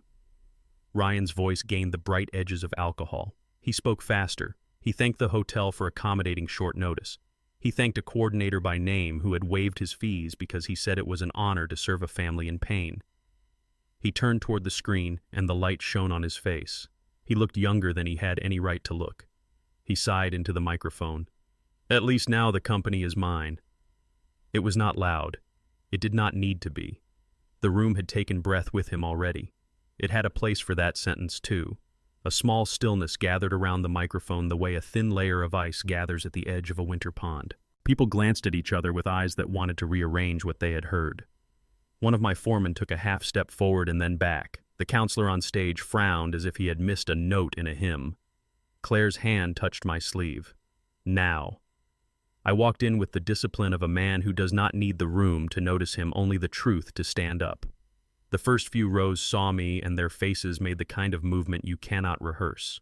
Shock has its own choreography. Chairs scraped, a glass tipped. Someone said my name in a whisper that crawled over the carpet like a child who had not learned how to walk. Ryan turned at the sound before he knew what it was. He froze when he saw me. He did not put the microphone down. He did not smile. He became a still figure in a field that had stopped moving because the wind had stopped for the first time all night. The room went quiet. Not a church quiet, not the court. The quiet that follows a truth that has decided to appear instead of being announced. I walked to the front and stood apart from him by the distance of a family photo, not more. I looked at the audience, not at him. Kind people filled the chairs. Good people. People who did not want to think badly of their son. People who would drive you to the doctor if your hand shook. They deserved a sentence that did not waste their grace. You can inherit wealth, son, but not honor. The sentence fell into the room and did not ask permission to sit. A woman near the aisle covered her mouth with her hand, and 2 rows of bankers stopped being bankers. Ryan swallowed and found a smile that had never belonged to anything but a mirror. He tried to use it. He said he was grateful for a miracle. He said something about rumors that had moved faster than verification. He said people in this town cared too much to wait for paperwork when a heart wanted to grieve. I kept my eyes on the crowd. They started to understand where they were. The slideshow on the screen threw a photograph of me and Elaine onto the wall behind us, like light trying to find the version of me that could have prevented this. I let it stand there and did not turn. You cannot walk backward into an answer. You can only stand where you are and tell the truth forward. Ryan looked at me now because he had to. You taught me greed before I learned gratitude, he said. And for a second there was a man in him. I recognized the one who flailed and broke things without knowing why they mattered. He stepped toward me, then stopped. He said he had acted out of pain and out of love. He said he wanted to honor me. He said he had believed I was gone. He said the room had needed a leader and he had tried to be that. His voice wanted the syllables to push him back into a version of himself he could live with. I did not argue. I did not itemize. I did not give him a ladder. This was not the hour for rescue. This was the hour for consequence. I lifted my hand slightly, and the investigator did his work without moving, and the device in the service corridor kept recording, and the camera in the lapel kept smiling without teeth. The room held the sound of his admission like a bowl holds water. It would not spill. He reached for a glass on the table near the podium, and his hand shook. The stem slipped. The glass fell. It broke on the white carpet in a pattern that looked like a diagram of how lies distribute shock across a surface. The red wine bled into the white like a map of a country taken by force. Every eye followed it. Truth does not shout. It appears. Claire nodded once barely. Our plan had asked the room for this moment. Not spectacle. A visible fact. A symbol that did not require a caption. The employees in the back stared at the stain as if the carpet were a body. The bankers coughed into their fists, the way men cough when they want to borrow another minute of the past. I spoke once more, and only once. I told the crowd I was grateful for their kindness and for their patience, and that the company would state after due process began. I said there would be a time to mourn when there was a body that deserved it. Today was not that time. Then I turned to Ryan and said to him and to the microphone that had recorded more than a man should let it record. You can have my name on paper. You cannot wear it. Paper tears. Character does not. A murmur ran low through the room and then fell still as if even whispers had decided to wait for permission. I stepped away from the microphone and toward the side exit. I did not touch my son. I did not look back to see if he reached for me. The door closed behind me with the quiet of a plan arriving at its next point. In the hallway, the investigator lifted a phone to his ear and said a word into it. Claire touched the banker's box we had brought in on a dolly and pushed it gently forward. We walked. Camera flashes popped behind us as people who wanted to be useful did what people do when they cannot hold a shock alone. The flashes stung the back of my eyes through the glass panel. The sound faded into the click of a keyboard in the room where Claire had set up her team. They plugged in cables and moved files from lens to machine as if passing bricks down a line. Fingers tapped. A bar is filled on a screen. The clip of Ryan's sentence sat in a folder named with the time and the word confession. Claire sent it to a secure drive she had used when witnesses used to need to vanish for a week in exchange for telling the truth in a courtroom that no one left unchanged. She dictated a brief, and her paralegal typed with a speed that came from years of hating errors. The letter to the insurer froze the claim. The email to the district attorney attached the room's memory. The memo to the hotel asked them to preserve surveillance footage. The notice to the bank arrived with the trust papers we had revised under the steady light of a lamp that had not flickered once. The sound of keys filled the small space like rain that knew exactly where to fall. In the mirror above the credenza, I saw a man in a dark jacket with a line of dust along the hem where the desert had tried to stay. He looked like someone who had stood in the heat without shade.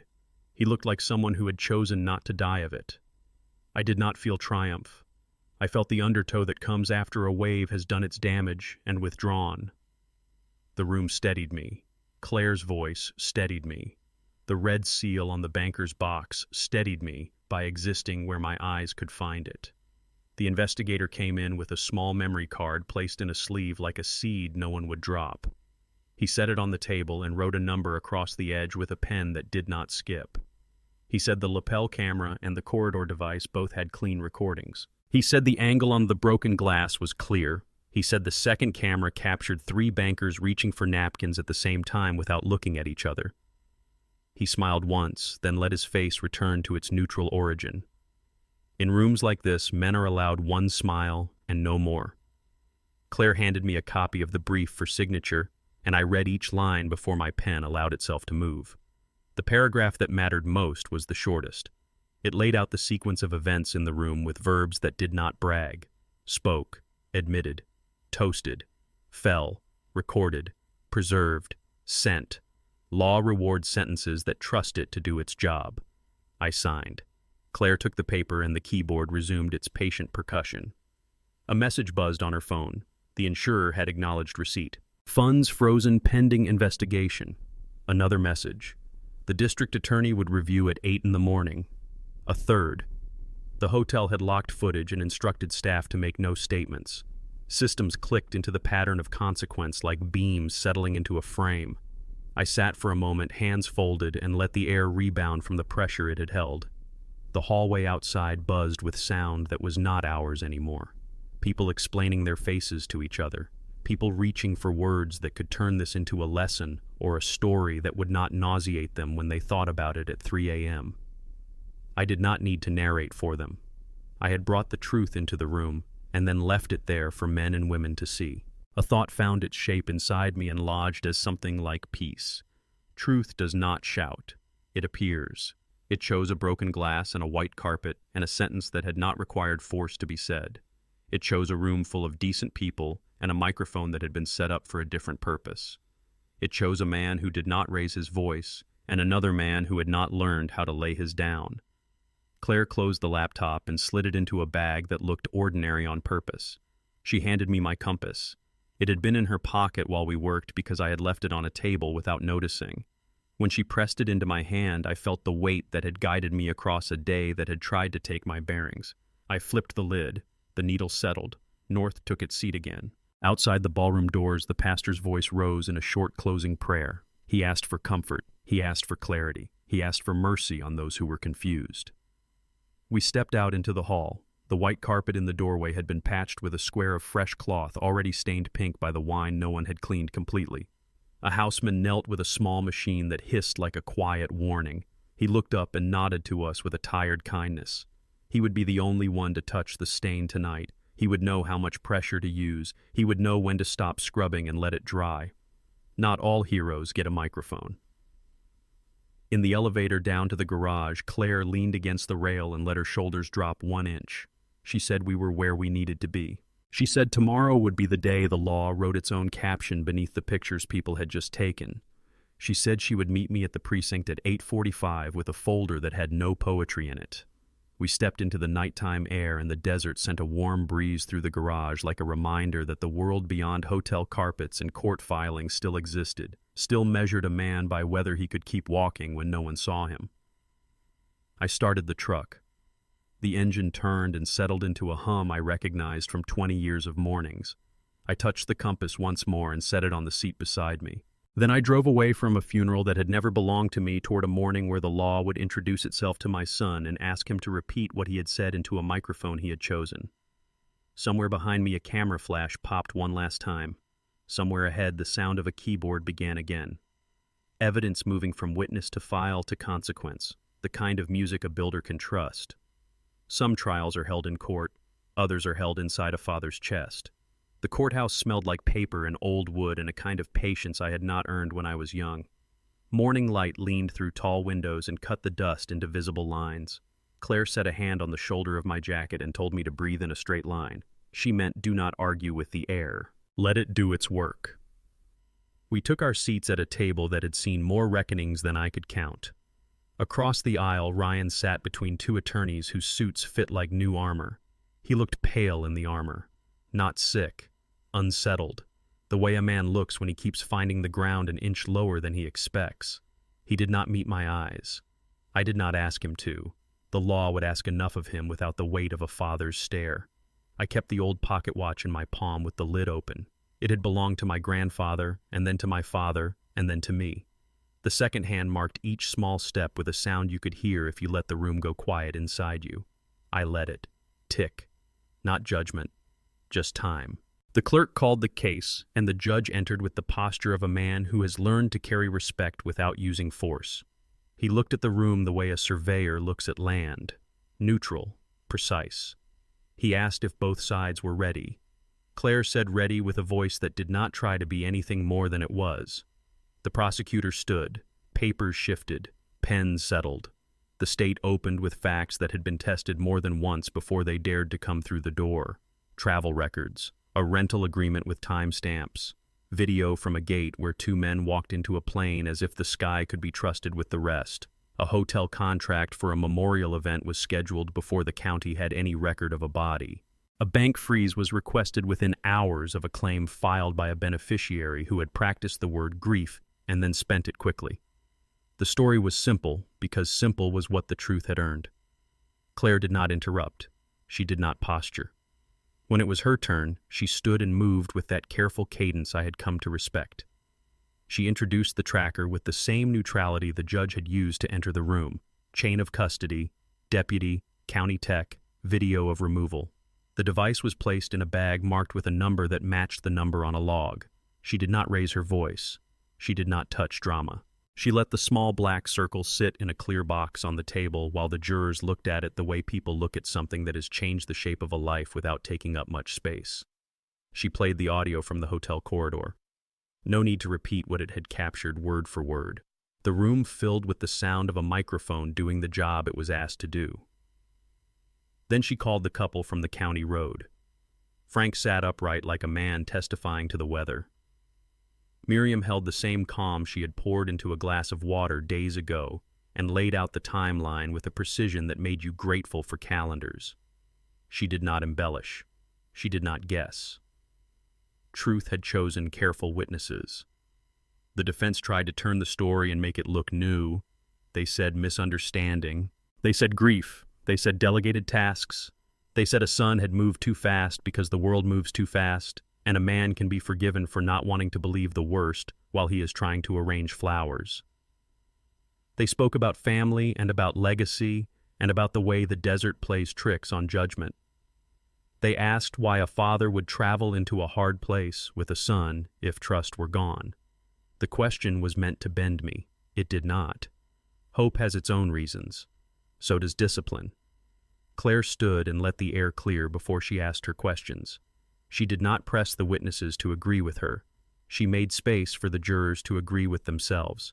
She asked the insurance adjuster whether beneficiaries often file within a day of a supposed death without a medical confirmation. She asked the hotel coordinator if tribute events get booked when the person in the photo might walk through the door.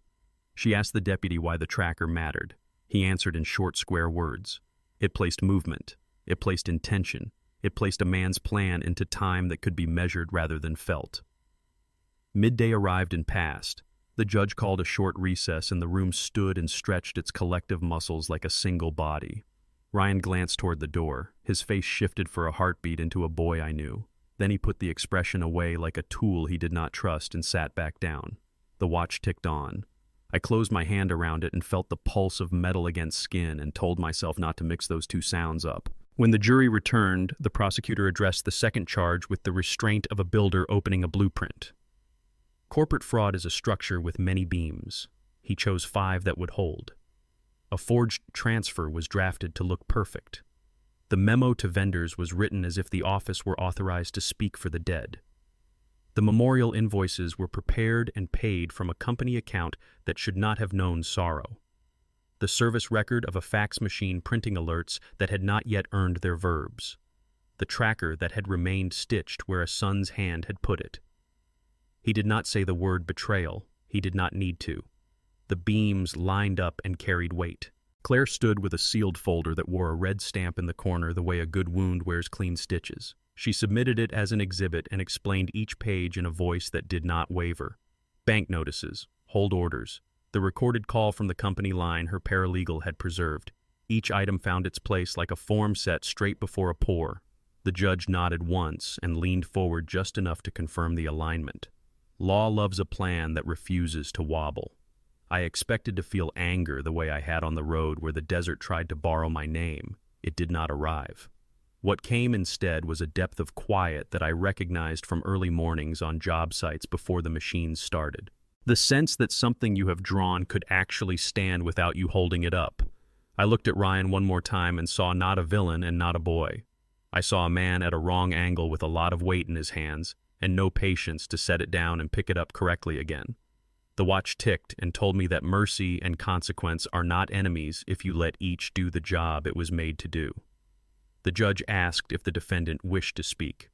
One of his attorneys touched his arm and whispered. Ryan stood and tried to find a place for his voice that would not betray everything he had walked a mile to protect. He said he loved me. He said he had never intended harm. He said things moved too fast and words had been said in rooms where grief changes the shape of sentences. He spoke about pressure and about the company feeling bigger than any of us and about wanting to honor me. He did not speak about trackers or about roads that do not echo or about a glass breaking on a white carpet that had been dared to remain clean. Claire did not roll her eyes. She did not need to. She asked the judge for a short redirect and asked one question that cared about only one thing. When you filed the claim, who told you I was dead? The room held its breath. Ryan hesitated and then said no one. He said he assumed. The word sat on the wood like a nail that cannot be pulled without tearing the board. The judge thanked counsel. The case moved forward into its final steps with the gravity of a structure that knows it is done being framed.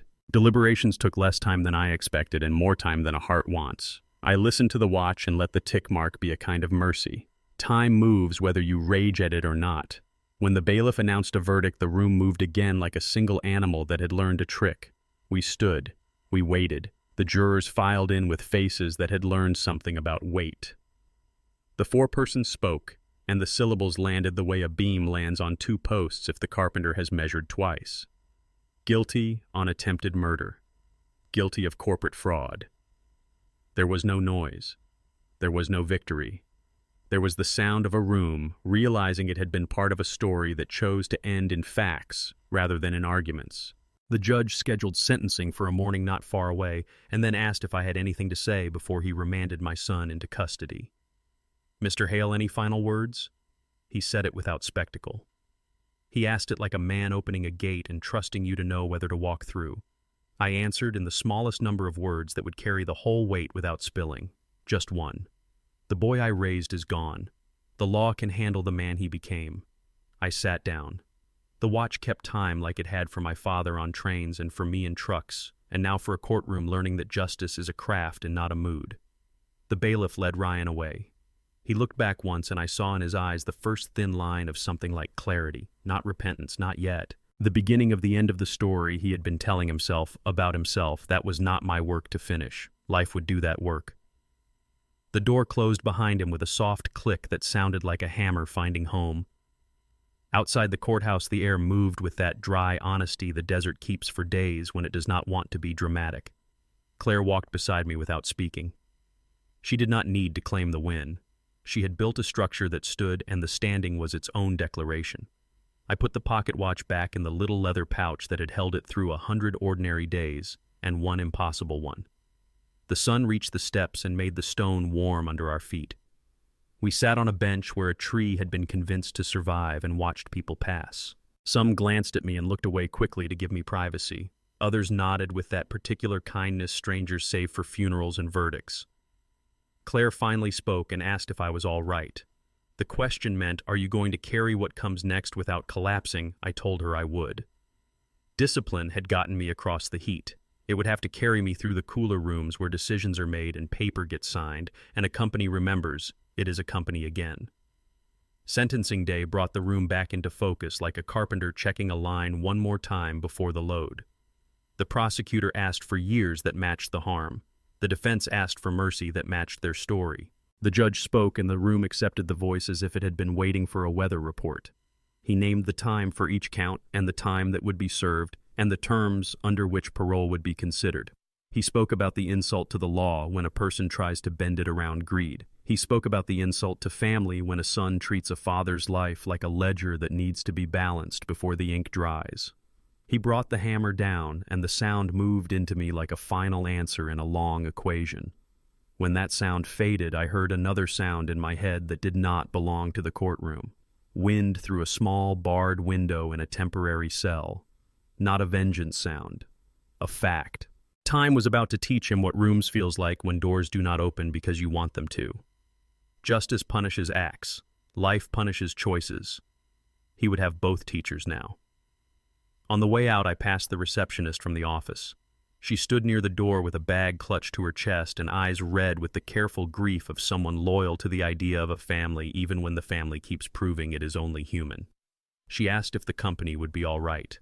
I told her it would, and that she would be the first voice people heard when they called, and that she would do what she had always done. She nodded and smiled without moving her mouth. Duty wears that smile when it is tired and still refuses to lie down. I went home and stood before Elaine's photograph. The crack in the glass caught the late light and made it look like a road across a desert that had finally been mapped.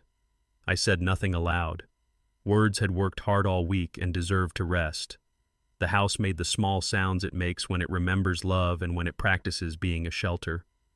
I put the pocket watch on the mantel next to the compass and let the two of them tick and tremble together like old friends who understand each other's jobs. In the quiet, I understood something that had been waiting since the first moment I tasted sand and heard my son's truck drive away. The law had handled the act. Life would handle what the act had revealed. My task was different and smaller and harder. To keep building where there had been attempts to tear down. To call men to work in the morning. To sign the papers that hold honest weight. To let the anger cool into wisdom and then into something even plainer. A practiced calm that does not invite harm but does not fear it either. Some trials are held in court. Others are held inside a father's chest. The first had ended with the sound of a gavel. The second would end slowly in rooms where no one watched. I poured a glass of water and held it up to the window so the light moved through it. The blue that had guided me in a stranger's kitchen appeared for a moment and then faded. I drank and tasted nothing but water. That was enough. The desert hasn't changed. Only I have. I came back a year later almost to the day. The same Arizona wind still dragged dust across the highway. The same vultures drifted in lazy circles over the pale horizon. But the silence was different now. It wasn't waiting to swallow me. It was listening. The road curved west toward the same stretch of land where my son once drove away, leaving me to die under a sun that didn't care about inheritance, legacy, or pride. Back then, I'd seen it as punishment. Today, it felt like a mirror. I parked the truck by the rusted fence line, stepped out, and let the heat rest on my shoulders. The sand had covered most of the old tire marks, yet part of me swore I could still trace them, the deep grooves of betrayal. They looked faint now, almost soft, like regret. Maybe that's what time does. It doesn't erase scars. It only makes them quieter. In my hand I carried the compass. The old brass lid opened with a reluctant sigh. The needle trembled, found north, then stopped halfway as if unsure whether the world deserved another direction. That hesitation used to haunt me. Now I saw it for what it was, a reflection of the man holding it. Even a compass doubts when it's been through a storm.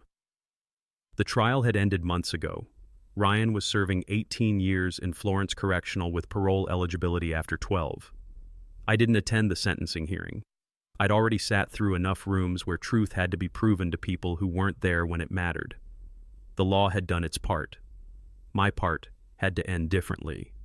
Claire called last week to ask if I felt closure. She meant peace, or at least the idea of it. I told her the truth. No, I didn't feel closure. I felt direction. And sometimes that's enough to keep a man moving when the road no longer offers comfort. After the verdict, the company steadied itself. My employees, many of whom had built their lives under my roof, returned to work without fanfare. Frank and Miriam sent a letter from New Mexico written in the neat handwriting of people who still believe pen and paper carry weight. They said they watched the story on the evening news, that they'd never forget the man who knocked on their door half dead but full of resolve. I framed that letter in my office. Not because of what it said, but because of who said it, strangers who had every reason to walk away but didn't. Sometimes I think about the kind of strength that grows out of kindness. It's not loud or triumphant. It's the kind that builds bridges when everyone else is counting who burned them. A few days ago, a letter arrived from Florence Prison. I recognized the handwriting, immediately tight, uneven, pressed too hard into the paper like someone trying to make the words stay put. For a long while, I just stared at the envelope, tracing the inked return address with my thumb. Part of me didn't want to open it. Another part of me, the part that had survived son betrayal and silence, knew that healing sometimes hides inside the words you least want to read. Inside was a small object wrapped in brown tissue. I unfolded it slowly. A shard of glass glinted in the light, curved, edged with brass. It took me a second to realize what it was, a broken piece of the compass Ryan had stolen years ago. Beneath it, a folded note. Only 6 words. It still points to you, Dad. I stood there for a long time, the words blurring and returning, the desert wind humming against my windows like breath through an old instrument. My first thought wasn't forgiveness. It was a memory. The last time I'd seen that compass whole, Ryan was 12. We were camping in Monument Valley, sitting beside a dying fire. He'd asked if the compass ever lied. I told him it couldn't. It might waver near metal, it might spin in confusion, but once the storm passed, it always found true north again. Maybe I'd believed it then. Maybe I still do. The letter didn't ask for forgiveness, and I didn't offer it. Some things can't be traded like currency, but it gave me something rarer evidence that remorse is still possible, even in confinement. I put the shard on my desk beside Elaine's photograph. The cracked glass caught the same angle of light, and for a moment the two reflections met past and present, mother and son, mistake and meaning. That night I sat by the porch watching the desert cool down. Coyotes called in the distance. The air smelled like iron and sage. I thought about all the years I'd spent trying to control outcomes, the company, Ryan, even grief. Maybe the hardest lesson wasn't survival. Maybe it was a surrender. To live without bitterness requires more courage than to fight with it. In the distance, the old transmission tower that had guided me to safety still stood half-bent, stubborn against the horizon. It looked like a relic of something man-made that refused to quit. I understood it better now. Not all strength is about standing tall. Sometimes it's just about still being there after everything else has fallen. I've learned that revenge is a kind of gravity. It pulls you down slowly while convincing you that you're rising. Justice, when done right, doesn't roar. It hums quietly through paperwork, through patience, through the long silence of a man learning how not to hate. What saved me wasn't the court or the verdict or the cameras that flashed when I returned alive. It was the small things, the taste of cold water from a stranger's hand, the steady voice of a lawyer who believed in precision and a compass that refused to break even when its owner did. When people hear my story, they often ask if I've forgiven Ryan. I never know how to answer. Forgiveness isn't a gift to the guilty. It's release for the wounded. And some wounds close, not because you forgive, but because you outgrow the pain. A few weeks back, Claire and I spoke on the phone again. She said she was leaving the firm, going to teach law at a university in Colorado. She asked one last time, closure. I smiled, though she couldn't see it. No, Claire. Direction. There's a difference. She laughed softly and said that sounded exactly like something I'd say. Then the line went quiet, and I realized how much life depends on people who hold the mirror steady while you learn to face yourself. I drove out again this morning to the same ridge where I'd once collapsed, delirious, half-blind from the sun. The wind carried grains of sand that shimmered like memory. I sat down, opened the compass, and placed the shard Ryan sent inside the lid. The needle quivered, then stopped. The glass caught the sunlight and scattered it in quiet fragments across my palm. For a second I thought of the younger version of myself, the man who thought legacy was a fortress that could be inherited. I pitied him a little. He didn't know that real inheritance isn't what you leave behind. It's what remains in you after everything's been taken. A hawk circled above, silent against the wide blue. The desert stretched endlessly in every direction. I stood, brushed the dust from my jeans, and began walking toward the truck. Each step sank softly into the sand, leaving marks that would soon disappear. That's the truth about living. It keeps erasing you, but not out of cruelty, out of mercy. Before I reached the road, I turned back one last time.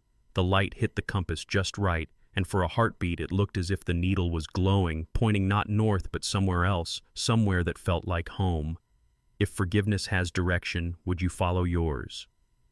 Thank you for joining me on this journey. If you enjoyed this story, please like this video, subscribe to the channel, and share your thoughts in the comments. To listen to the next story, click on the playlist now showing on screen.